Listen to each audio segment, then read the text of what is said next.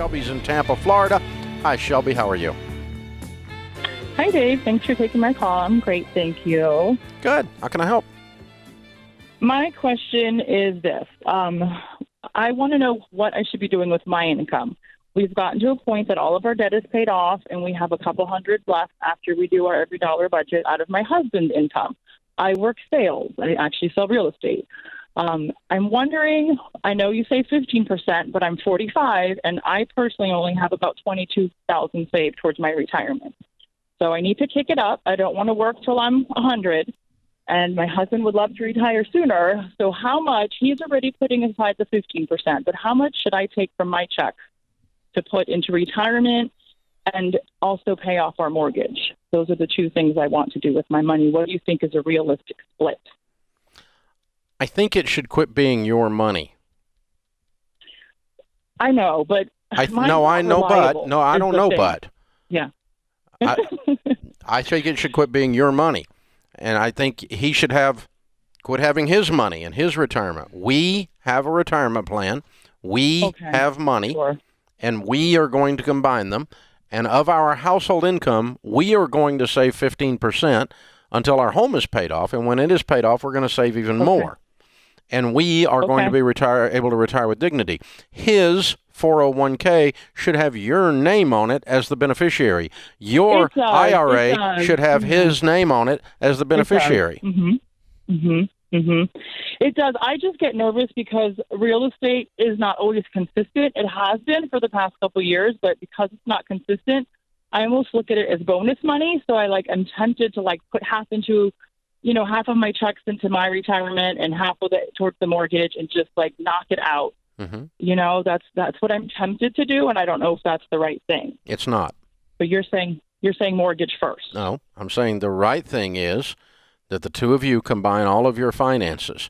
So we've got his $200 surplus plus anything you make. It sounds like is gravy as well. And we're going to apply all of that. We're looking at our total household income. We're putting 15% of what we estimate our total household income. It's an estimate because we don't know exactly what you're going to make, but we know what you made last year and we know what you're trekking for this year.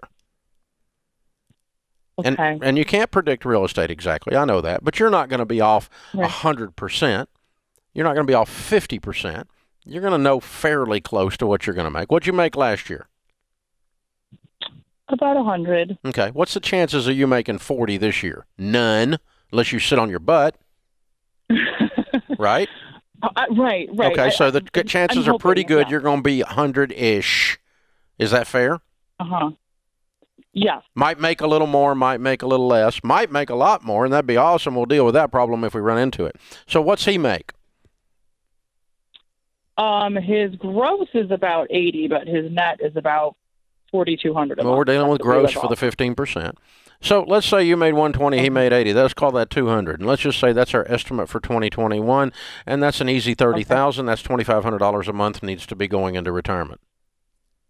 That's 15%. So stick to the 15% total. Okay. And then above that, let's get the house paid off. Because with you, it has the exact same effect of what your emotions are telling you want to do. We're putting money in investments and we're paying off the house. Both of those things lead to security. True. Both of those things lead to you catching up or you feel like you're behind. And you know what else it does for you, Shelby? Again, I hope I'm not projecting into you. I am. I'm directly projecting. You called us.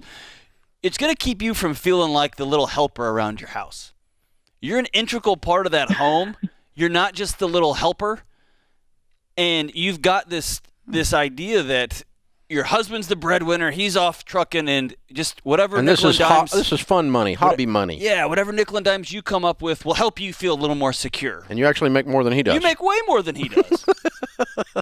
You're a chief contributor in this house in probably 100 different ways. But when you have his money and your money, you also have his house and your house and his roles and your roles. And it keeps you from having a united front in this home. And it might even, like you said, Dave, you put all that money in a pot, it may be that $200 that technically is what's left over goes to his Home Depot fund or goes to his puzzle building. I don't know what weird things he does. And then your money goes to X, Y, and Z, the same dollar amount. It's not your money anymore. But you've got to get off this. I'm just out playing around frivolously. And look, we had a good year or two. Y'all are on the same team, same house, same psychology, same emotion, same spirit, and same financial journey here. Yeah.